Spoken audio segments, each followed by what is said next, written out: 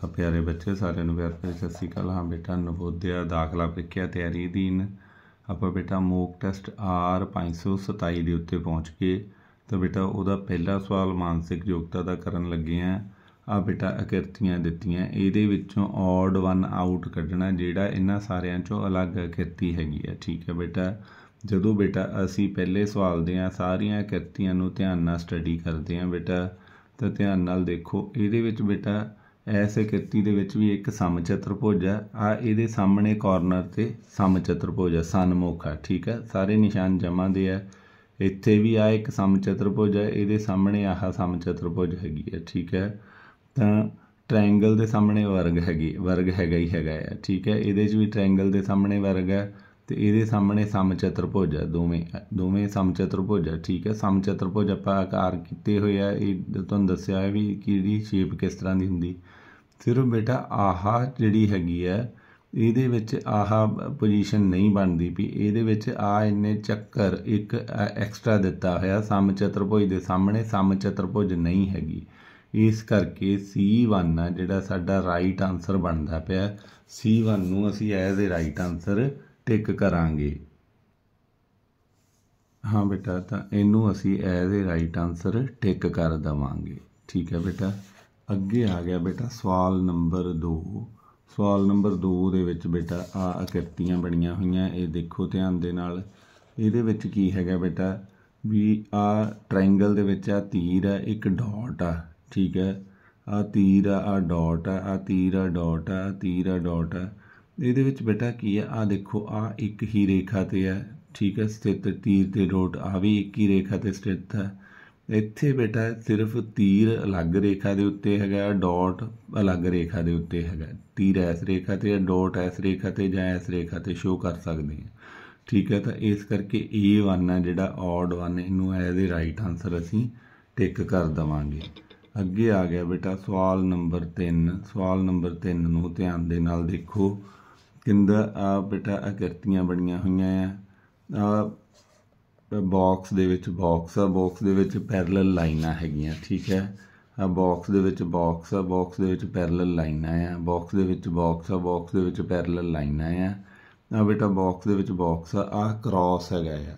ਤਾਂ ਬੇਟਾ ਇੱਥੇ ਜਿਹੜੀਆਂ ਲਾਈਨਾਂ ਪੈਰਲਲ ਨਹੀਂ ਹੈਗੀਆਂ, ਸਮਾਨ ਅੰਤਰ ਨਹੀਂ ਹੈਗੀਆਂ, ਇੱਕ ਦੂਜੇ ਨੂੰ ਕੱਟਦੀਆਂ ਪਈਆਂ। ਇਸ ਕਰਕੇ D1 ਨੂੰ ਅਸੀਂ ਐਜ਼ ਏ ਰਾਈਟ ਆਨਸਰ ਟਿਕ ਕਰ ਦੇਵਾਂਗੇ। ਠੀਕ ਹੈ ਬੇਟਾ, ਔਡ 1 ਅਸੀਂ ਆਊਟ ਕਰ ਦੇਵਾਂਗੇ। ਅੱਗੇ ਬੇਟਾ ਸਵਾਲ ਨੰਬਰ 4 ਆ ਗਿਆ। ਸਵਾਲ ਨੰਬਰ 4 ਨੂੰ ਧਿਆਨ ਦੇ ਨਾਲ ਦੇਖੋ ਬੇਟਾ। ਤਾਂ ਬੇਟਾ ਚੱਕਰਾਂ ਦੇ ਵਿੱਚ V ਬਣੇ ਹੋਏ ਆ, ਇੱਧਰ V ਸਿੱਧੀ ਡਾਇਰੈਕਸ਼ਨ 'ਚ ਹੈ, ਇੱਧਰ ਉਲਟ ਡਾਇਰੈਕਸ਼ਨ ਦੇ ਵਿੱਚ ਹੈਗੇ ਆ। ਠੀਕ ਹੈ, ਇਹਦੇ ਵਿੱਚ ਬੇਟਾ ਕੁਛ V ਆ ਜਿਹੜੇ ਵਿਚਾਲੜੇ ਜਿਹੜੇ ਹੈਗੇ ਆ ਉਲਟ ਡਾਇਰੈਕਸ਼ਨ ਦੇ ਵਿੱਚ ਆ, ਬਾਕੀ V ਆ ਜਿਹੜੇ ਉਹ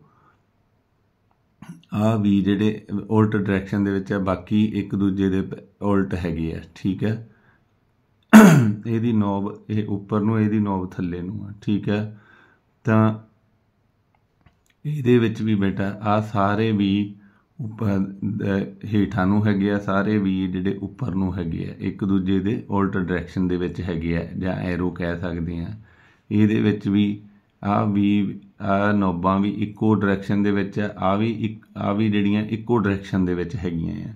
ਠੀਕ ਹੈ, ਤਾਂ ਇਹਦੇ ਵਿੱਚ ਬੇਟਾ ਸਾਰੇ ਬਾਕੀਆਂ ਦੀ ਡਾਇਰੈਕਸ਼ਨ ਇੱਕ ਆ, ਉੱਪਰਲੀ ਅਤੇ ਹੇਠਲੀ ਲਾਈਨ 'ਚ। ਸਿਰਫ B ਦੇ ਵਿੱਚ ਦੇਖੋ ਦੋਵੇਂ ਅਲੱਗ ਡਾਇਰੈਕਸ਼ਨ 'ਚ, ਅਲੱਗ ਡਾਇਰੈਕਸ਼ਨ ਦੇ ਵਿੱਚ, ਅਲੱਗ ਡਾਇਰੈਕਸ਼ਨ ਦੇ ਵਿੱਚ, ਸੈਂਟਰ ਵਾਲਾ ਅਲੱਗ ਡਾਇਰੈਕਸ਼ਨ ਦੇ ਵਿੱਚ ਹੈਗਾ।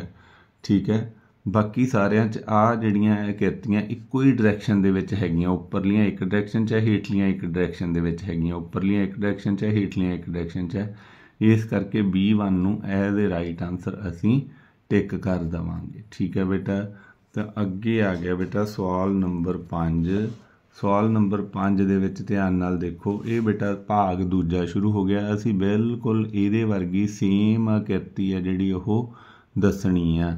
ਤਾਂ ਬੇਟਾ ਵਿਸ਼ੇਸ਼ ਆਕਾਰ ਬਣਿਆ ਹੋਇਆ, ਇਹਦੇ ਵਰਗਾ ਸੇਮ ਆਕਾਰ ਅਸੀਂ ਦੱਸਣਾ ਆ। ਉੱਪਰਲੇ ਪਾਸੇ ਕਿਹੜਾ ਬਣਦਾ ਪਿਆ, ਤਾਂ ਬੇਟਾ ਜਦੋਂ ਅਸੀਂ ਧਿਆਨ ਦੇ ਨਾਲ ਓਬਜ਼ਰਵ ਕਰਦੇ ਹਾਂ ਇਹ, ਤਾਂ ਬੇਟਾ ਇਹਦੇ ਵਰਗਾ ਸੇਮ ਆਕਾਰ ਆ ਜਿਹੜਾ ਉਹ ਦੇਖੋ C1 ਆ ਜਿਹੜਾ ਬਿਲਕੁਲ ਸੇਮ ਆਕਾਰ ਇਹਦੇ ਨਾਲ ਦਾ ਹੈਗਾ ਆ। ਜਿਹੜਾ ਕਿ ਸਾਡਾ ਰਾਈਟ ਆਨਸਰ ਬਣਦਾ ਪਿਆ ਆ।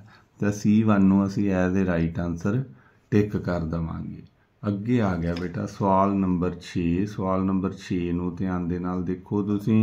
ਸਵਾਲ ਨੰਬਰ 6 ਦੇ ਵਿੱਚ ਕੀ ਦਿੰਦਾ ਪਿਆ, ਆ ਬੇਟਾ ਆਕ੍ਰਿਤੀ ਬਣੀ ਹੋਈ ਹੈ ਤੇ ਇਹਦੇ ਬਿਲਕੁਲ ਨਾਲ ਦੀ ਆਕ੍ਰਿਤੀ ਅਸੀਂ ਦੱਸਣੀ ਆ ਵੀ ਜਿਹੜੀ ਬਿਲਕੁਲ ਇਹਦੇ ਨਾਲ ਦੀ ਆਕ੍ਰਿਤੀ ਹੈਗੀ ਹੈ।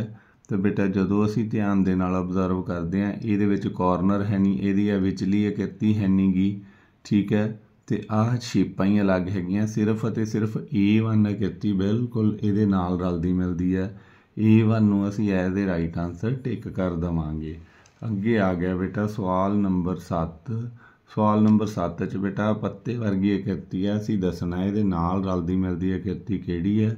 ਜਦੋਂ ਬੇਟਾ ਅਸੀਂ ਧਿਆਨ ਦੇ ਨਾਲ ਅਬਜ਼ਰਵ ਕਰਦੇ ਹਾਂ ਤਾਂ ਆਹ ਕੁਛ ਚੇਂਜਿਸ ਹੈਗੀਆਂ ਇਹਨਾਂ ਆਕ੍ਰਿਤੀਆਂ 'ਚ। ਪੱਤੇ ਦੀ ਸ਼ੇਪ ਅਲੱਗ ਹੈਗੀ ਹੈ, ਠੀਕ ਹੈ।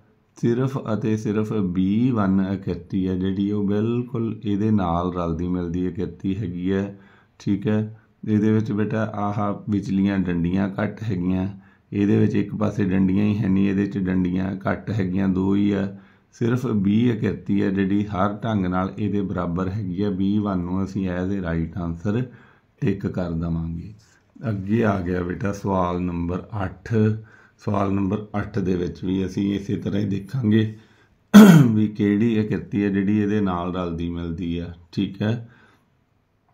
ਜਦੋਂ ਬੇਟਾ ਅਸੀਂ ਧਿਆਨ ਦੇ ਨਾਲ ਦੇਖਦੇ ਹਾਂ ਬਿੰਦੀਆਂ ਦੀ ਗਿਣਤੀ ਵੱਧ ਘੱਟ ਕੀਤੀ ਹੋਈ ਹੈ, ਸਿਰਫ ਅਤੇ ਸਿਰਫ C1 ਆਕ੍ਰਿਤੀ ਬਿਲਕੁਲ ਇਹਦੇ ਨਾਲ ਰਲਦੀ ਮਿਲਦੀ ਹੈਗੀ ਹੈ। ਬਿੰਦੂਆਂ ਦੀ ਗਿਣਤੀ ਦੇਖ ਲਓ ਕਿਤੇ ਕਿੱਥੇ ਹੈਗੀ ਹੈ, ਬਾਕੀ ਸਾਰਿਆਂ 'ਚ ਅਲੱਗ ਅਲੱਗ ਹੈ। ਤਾਂ C1 ਨੂੰ ਅਸੀਂ ਐਜ਼ ਏ ਰਾਈਟ ਆਨਸਰ ਟਿਕ ਕਰ ਦੇਵਾਂਗੇ, ਠੀਕ ਹੈ ਬੇਟਾ। ਇਹ ਸੀਗਾ ਇਹਦਾ ਸਵਾਲ ਨੰਬਰ 8। ਅੱਗੇ ਆਪਾਂ ਚੱਲਦੇ ਹਾਂ ਸਵਾਲ ਨੰਬਰ 9 'ਤੇ। ਇਹ ਬੇਟਾ ਸਵਾਲ ਨੰਬਰ 9 ਤੀਜਾ ਭਾਗ ਸ਼ੁਰੂ ਹੋ ਗਿਆ, ਜਿਹਦੇ ਵਿੱਚ ਬੇਟਾ ਇੱਕ ਜਮੈਟ੍ਰੀਕਲ ਪੈਟਰਨ ਬਣਿਆ ਹੁੰਦਾ, ਇੱਕ ਭਾਗ ਮਿਸਿੰਗ ਹੁੰਦਾ ਉਹਦੇ ਵਿੱਚੋਂ, ਠੀਕ ਹੈ। ਆਹ ਭਾਗ ਮਿਸਿੰਗ ਹੈ। ਅਸੀਂ ਦੇਖਣਾ ਵੀ ਹੇਠਲੀਆਂ ਉੱਤਰ ਆਕ੍ਰਿਤੀਆਂ 'ਚੋਂ ਕਿਹੜਾ ਭਾਗ ਚੱਕ ਕੇ ਇੱਥੇ ਪੂਰਾ ਪੂਰਾ ਫਿੱਟ ਹੋ ਸਕਦਾ ਆ, ਠੀਕ ਹੈ ਬੇਟਾ।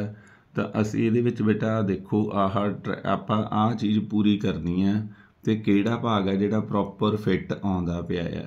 ਤਾਂ ਬੇਟਾ ਇਹਦੇ ਵਿੱਚ ਕੀ ਹੈਗਾ ਬੇਟਾ, ਆਹ ਤੀਰ ਟਾਈਪ ਦੀਆਂ ਚੀਜ਼ਾਂ ਬਣੀਆਂ ਹੋਈਆਂ ਆ ਚਾਰੇ ਪਾਸੇ। ਇੱਧਰ ਵੀ ਇਸੇ ਤਰ੍ਹਾਂ ਦੀ ਆਕ੍ਰਿਤੀ ਹੋਊ, ਉੱਪਰਲੇ ਪਾਸੇ ਤੀਰ ਦੀ ਨੋਬ ਪੂਰੀ ਨਹੀਂ ਹੈਗੀ, ਠੀਕ ਹੈ ਬੇਟਾ। ਤਾਂ ਬੇਟਾ ਸਾਨੂੰ ਇੱਥੋਂ ਸਿੱਧਾ ਸਪਸ਼ਟ ਹੀ ਹੋਈ ਜਾਂਦਾ ਵੀ ਆਪਾਂ ਡਾਇਰੈਕਸ਼ਨ ਵੀ ਨਹੀਂ ਚੇਂਜ ਕਰਨੀ, ਸਿਰਫ ਆਹੀ C1 ਆਕ੍ਰਿਤੀ ਹੈ ਜਿਹੜੀ ਇਹ ਇੱਥੇ ਫਿੱਟ ਆਊਗੀ। ਜੇ C1 ਆਕ੍ਰਿਤੀ ਨੂੰ ਚੁੱਕ ਕੇ ਇੱਥੇ ਰੱਖ ਦੇਵਾਂਗੇ ਤਾਂ ਇਸ ਪੈਟਰਨ ਨੂੰ ਪੂਰਾ ਕਰ ਦਊਗੀ। C1 ਨੂੰ ਅਸੀਂ ਐਜ਼ ਏ ਰਾਈਟ ਆਨਸਰ ਟਿਕ ਕਰ ਦੇਵਾਂਗੇ, ਠੀਕ ਹੈ ਬੇਟਾ। ਤਾਂ C ਤੋਂ ਇਦੋਂ ਬਾਅਦ ਦੇ ਵਿੱਚ ਆ ਗਿਆ ਬੇਟਾ ਸਵਾਲ ਨੰਬਰ 10। ਸਵਾਲ ਨੰਬਰ 10 ਦੇ ਵਿੱਚ ਵੀ ਇਸੇ ਤਰ੍ਹਾਂ ਹੀ ਬੇਟਾ ਆ ਜਿਹੜੇ ਸਪੀਕਰ ਟਾਈਪ ਚੀਜ਼ਾਂ ਜੀਆਂ ਬਣੀਆਂ, ਇੱਥੇ ਕਿਹੜਾ ਸਪੀਕਰ ਤੇ ਕਿਸ ਤਰ੍ਹਾਂ ਦਾ ਸਪੀਕਰ ਆਊਗਾ। ਇਹਦੇ ਵਿੱਚ ਬੇਟਾ ਸਾਡੇ ਕੋਲ 2 ਹੀ ਆਪਸ਼ਨਾਂ ਹੈਗੀਆਂ, ਇੱਕ ਆ ਇਹਦਾ ਮੂੰਹ ਐ ਨੂੰ, ਇੱਕ ਆਹ ਆ।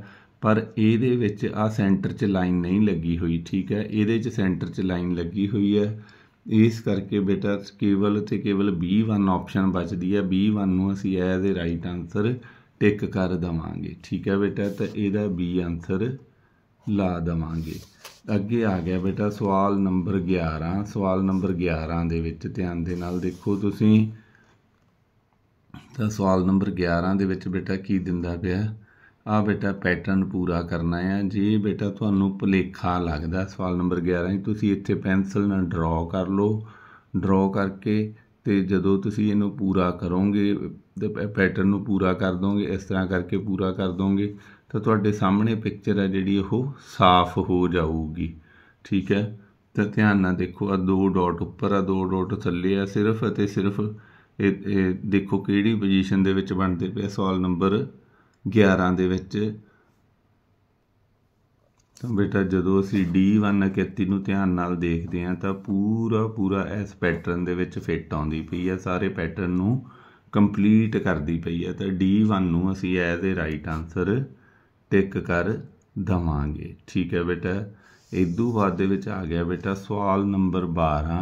ਆ ਬੇਟਾ ਸਮੱਸਿਆ ਆਕ੍ਰਿਤੀ ਨੂੰ ਸਟੱਡੀ ਕਰ ਲਓ, ਫਿਰ ਆਪਾਂ ਉੱਪਰ ਇਹਦਾ ਉੱਤਰ ਦਿੰਦੇ ਹਾਂ। ਕਿਹੜਾ ਜਿਹੜਾ ਹੈਗਾ ਇਸ ਪੈਟਰਨ ਨੂੰ पूरा करूगा। जे भुलेखा लगे तो बेटा ਇਹਦਾ डिजाइन है ਜਿਹੜਾ ਉਹ बना लिया करो, डिजाइन बिल्कुल बराबर ਦੇ ਬਣਾਵਾਂਗੇ ਤਾਂ ਸਾਨੂੰ पता लग जाऊगा। ठीक है बेटा, तो अगे बेटा सवाल नंबर 12 ਦੇ ਆਹ आंसर ਦਿੱਤੇ ਹੋਏ ਆ ਇਹਨਾਂ ਨੇ। ਇਹਦੇ ਵਿੱਚੋਂ ਆਪਾਂ ਦੇਖਦੇ ਹਾਂ ਕਿਹੜਾ ਉੱਤਰ ਆ ਜਿਹੜਾ ਆਊਗਾ। ਤਾਂ ਬੇਟਾ ਉਹਦਾ ਪੈਟਰਨ ਪੂਰਾ ਕਰਨ ਦੇ ਲਈ ਸਵਾਲ ਨੰਬਰ 12 ਦੇ ਵਿੱਚ A1 ਪੈਟਰਨ ਆ ਜਿਹੜਾ ਉਹ ਜਦੋਂ ਚੱਕ ਕੇ ਉੱਥੇ ਫਿੱਟ ਕਰਾਂਗੇ ਤਾਂ A1 ਸਾਡਾ ਰਾਈਟ ਆਨਸਰ बन जाऊगा। ये बेटा गूगल फॉर्म तुहाडे कोले आऊगा, उहदे विच तुहानूं ये इकट्ठे पैरल दिखणगे क्योंकि मैं बुक तो वीडियो बनाना पिया। तो सो बेटा ये सीगा इहदा सवाल नंबर 12। अगले सवाल आपां अगली वीडियो विच सांझे करदे हां। तुसीं जो प्यारे बच्चों ने ये वीडियो देख के सेवा का मौका दिता, इहदे लई तुहाडा बहुत बहुत धन्नवाद। थैंक यू बेटा जी।